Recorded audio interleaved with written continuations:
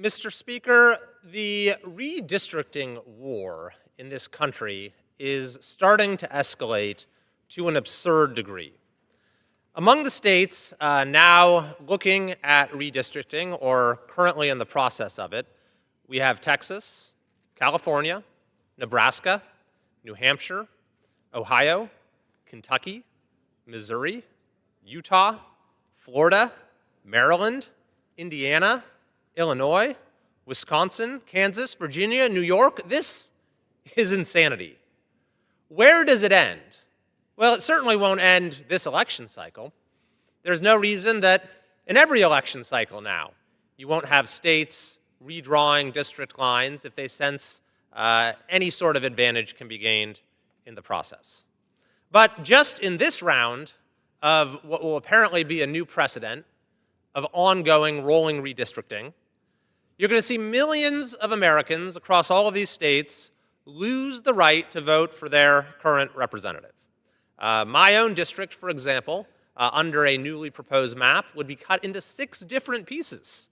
And so at least 5/6 of the current constituents that I have would lose the right to be able to choose me as their representative. What's more, this is going to consume an inordinate amount of time of state legislatures across the country, not to mention resources. It's going to consume an inordinate amount of time for representatives of this body who are going to have to learn and get to know new communities that they're going to be representing that they haven't never represented before, and they're going to lose communities that they maybe have represented for some time.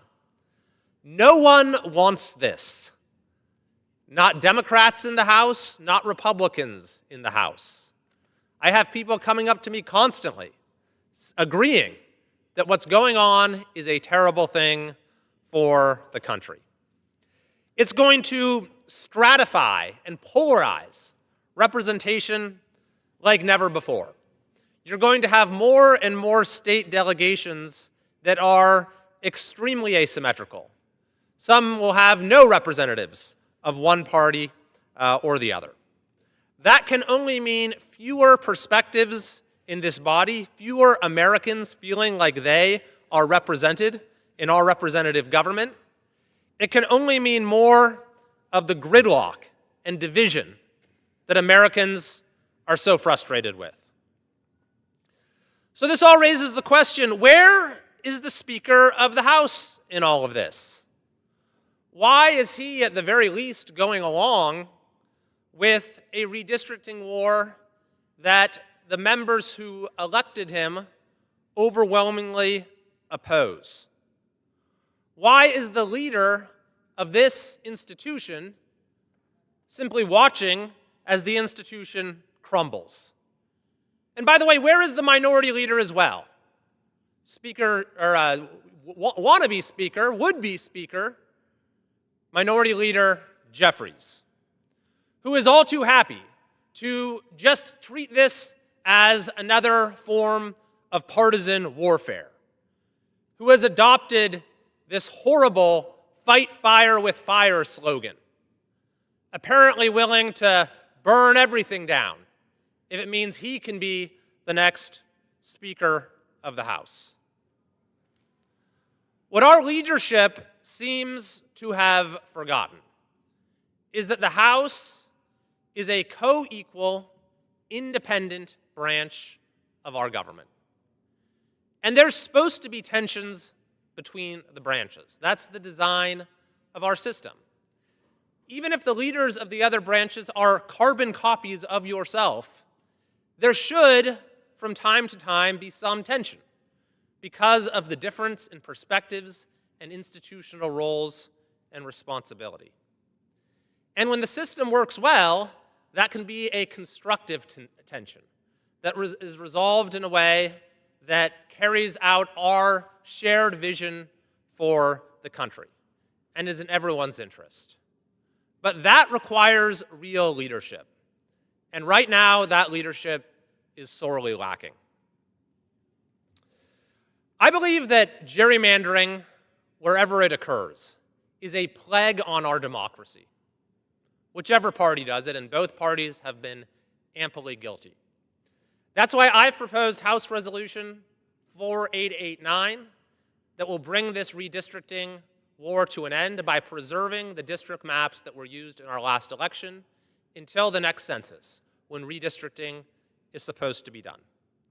But ultimately, by the time of the next census, we need to come up to a solution to eradicate this plague of gerrymandering from our democracy.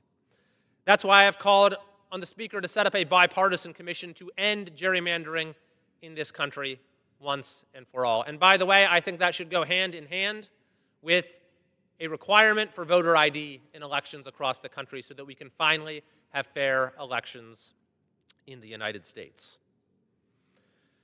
The reality is that Americans of all party affiliations are tired of the political division that only seems to get worse and worse every single year.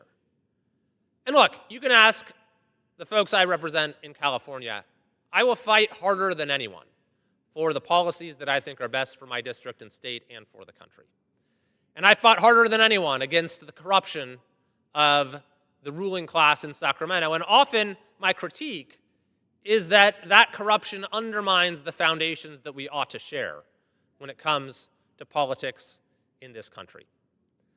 But we truly need to find common ground, at the very least when it comes to the basic parameters of our politics. That is what is so pernicious about this redistricting war. We're supposed to disagree about policy, about our visions for the country, vigorously. That's what the political process is about. That's what democracy is about. But we need to have some shared foundation upon which those differences can be debated. And when you have this rolling redistricting, this redistricting war that we're seeing right now, it erodes that foundation and it makes it much more difficult for us to actually govern in the interests of the country and to fulfill the promise of representative government.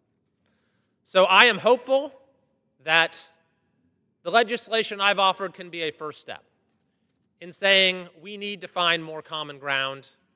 We need to get back to the issues that actually matter to the American people.